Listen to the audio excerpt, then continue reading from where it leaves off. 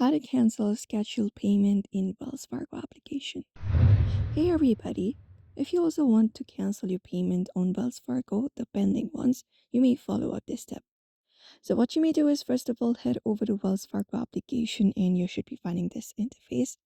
You need to head over to the menu or the pay and transfer option, which is in the middle of the screen. In the bottom of the screen, you can find it in the very middle with the dollar sign. That is a pay and transfer option. Tap on it, and when you tap on pay and transfer, you will be taken to the space right here. So here are four options available for pay and transfer. You need to look out for option called pay bills and tap on it. And once you tap on it, here it will show you all of your pays, the payments you need to do, need to pay, and all activity. You may look out for the payment that is scheduled and head over the payment and tap on it.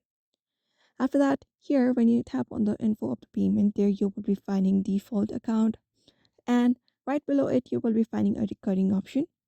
You need to look out for the option called recurring. After that, tap on it. And when you do, here it will give you the details and you can just go ahead and look out for this frequency. It is once a month. So it is a scheduled payment. So if you would like to delete it, what you can do is you can look out for this option called delete recurring. Head over to it, tap on it. And when you do, you will be given option to confirm. So you can just go ahead and select like entire recurring series or only the next payment. If you would like to delete the entire schedule, you can look out for entire option. After that, select it and tap on delete, confirm it. And once that is done, you can find the recurring being turned off, which means the payment has been turned off, the scheduled ones.